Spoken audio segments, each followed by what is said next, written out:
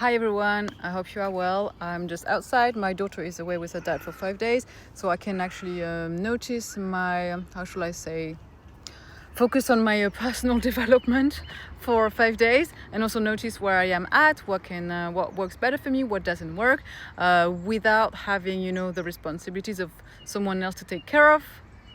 Although I had the chickens, I'm going to share the chicken story because something quite deep happened. So I just went on my piece of land. Now it's summer kind of, so I got all those like beautiful strawberries that are growing there, and I'm going to use them for a smoothie later on today. It's quite bright now, so this is great.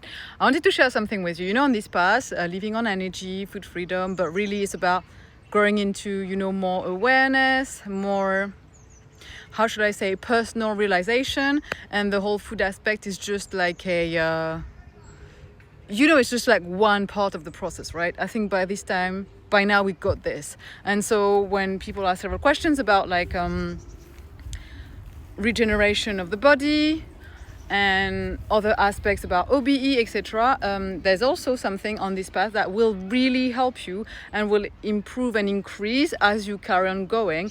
It's noticing that it's actually not, and Elisa mentioned that so much all the time, it's not so much about the food aspect, it's about everything linked with the food and the food being an indicator of it. So for instance, I'm going to give you an example. I'm going to start with the one when it comes to timing. So I'm on a liquid diet, like I'm fine with it. I can notice also when my daughter is away, it's just liquids regardless of the challenges of life, like whatever happens, unpredicted, work, anything in life is just less than having a child, at least in my experience. So for me to be able to like mostly be on it with a child means when I don't have her, I'm like fully on and it's fun, and like this is my way of living and my best self and all of that stuff, right? So when she's not there, I can really notice that. Now, when I was with her, I also noticed something at 5, like literally 5, several times I noticed at the same time. At 5 every day, my mind starts telling me, you need to eat, like, or not even that, like my mind makes me feel like I feel weak. Like I was having this workout with my daughter, doing like this kind of Halloween run, like with the TV, there's it's playing a path with like a challenging of running, jumping, dodging, duck, all this, and I do that with my daughter and the other friend we have in the house who lives with us, and we do that all together. And I noticed I'm normally always fine doing this, and it's also my workout, but at 5-ish, every time my mind, it makes me feel like, you need to eat, like you feel weak, you need to eat, you're not going to feel well, like kind of feeling dizzy. And because again, I'm used to this, I notice that this is a pattern recurring. And so I go out because I know that, and when I go out, the oxygen, the air, everything makes me feel better. And so as I go out, I go to my piece of land, I drop the chickens, spend time with the chickens, are those berries growing, and one of them is like black currants. So I go towards the black currants, sip the juice of it, spit the skin because it's like rough and not really enjoyable, and I'm having that juice and I feel like replenished, like myself, like just a few, like it was enough for me to feel good. And I'm thinking there's something about it, like I'm noticing from 5 p.m. the black currant juice, and I think about, okay, what does that remind me? And straight away comes in my head the image of my grandmother's garden. Well, it was more than a garden, it was like a farm, and she had these blackcurrant trees everywhere, in that patch, and there was like massive blackcurrants on them, and on one of them I remember there was this big snake rolled around it, and as a kid, I think it was like probably like 7 or 8, I saw this massive snake. First time in my life I see a snake so big and rolling around the tree and like literally trying to go up the tree. And I'm thinking, this is interesting, like the image that came straight to my head that made me feel like I wanted to sip the juice of that black currant, but no other berries around, like the raspberries, the strawberries, the gooseberries, none of these were in my interest, but these one were. And they reminded me of my grandmother and going there to the farm, she had the piece of land that also made me feel like having a piece of land is nourishing. And the snake, like the whole, awakening, the image of this, all this symbolism was really profound. And so I'm thinking, 5, why is that, like what's happening with 5? And then again, when you ask questions, like as much as you can positive and beneficial for you, if you have the right questions, the right input, life is going to send you the answer pretty much right away, and it's going to be pretty at the beginning mind-blowing, and then you will realize it's just the way it goes.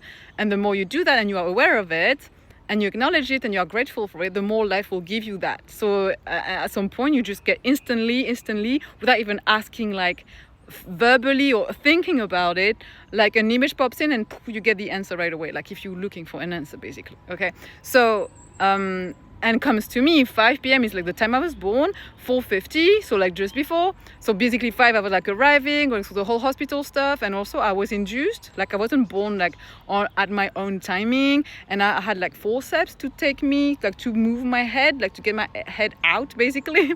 And I remember, like I don't remember right now the process, but like through the whole meditation and OBE, you can go deeper into these stages and realize how you felt at that moment. Not that I want to remember, but I know deep inside that I wasn't happy about the process and it was forced. I didn't really want to come here.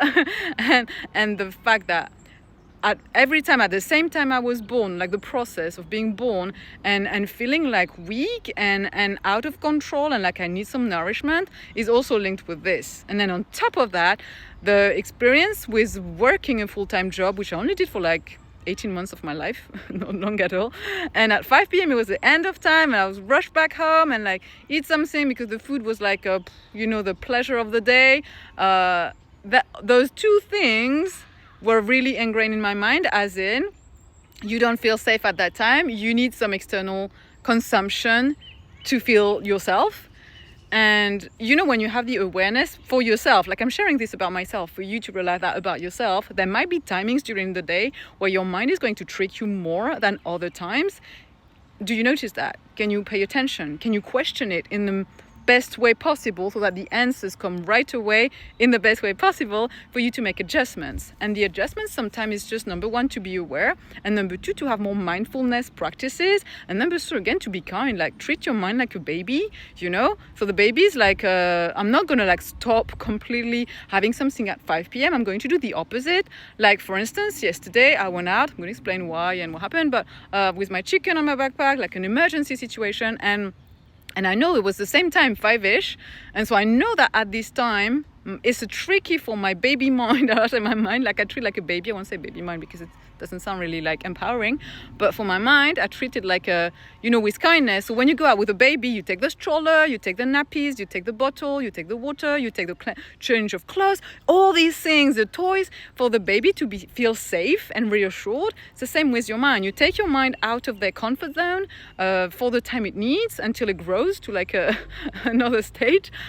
Take things that makes your mind feel comfortable. For me, my mind feels comfortable, especially at 5 p.m. when I go out with a bottle of water. I don't really like water, so coconut water works great. Like my mind is thinking, oh, she's got the electrolytes, she's not going to feel dizzy, great. So I take it, even if I don't drink it, or even if I just sip like one drop of it, like my mind feels satisfied. It's just a trick for safety, all right? Yesterday I bought like this Huel kind of bottle, vanilla one. That's the only one I drink because the other ones are disgusting. I didn't even drink it, but I had it in my bag in case, like for my mind to feel reassured and satisfied, okay? What else did I have? That's it. I had the coconut water and the Huel in a bag, and my chicken in the bag for my chicken. I had some food for my chicken and some water, so everybody was safe and fine. And I had this long walk, like almost 2 hours in a new place I didn't know about. And that's like how I'm going to step by step reassure my mind at the specific time of 5 p.m. Go for a walk outside, do things that are more nourishing to you than the food, and do that exactly at this time, and still feed your mind with like drinks, specifically at that time, prayers, meditation, affirmation, mantras, all the things that will make your mind feel more safe and reassured. And eventually you won't have to do all these things because your mind will grow into this, and you will feel that you no longer have this feeling of, oh, I feel that way, or your mind telling you those messages. And it will just happen naturally as your baby grows and you take care of it the right way, okay? Otherwise it's going to be traumatized. You're going to have to work after again for longer, and because you can't skip phases like that, you see? That's why it's really important to do the right steps, like little by little, and be very patient and mindful and understanding and loving and compassionate. That's the best way it can work. Okay, next story will be actually taking my chicken to the vet, and what it made me realize, like I almost lost one of my chicken. It was pretty bad, but I want to share the life experience around it and what it's showing me in terms of traveling. Bye.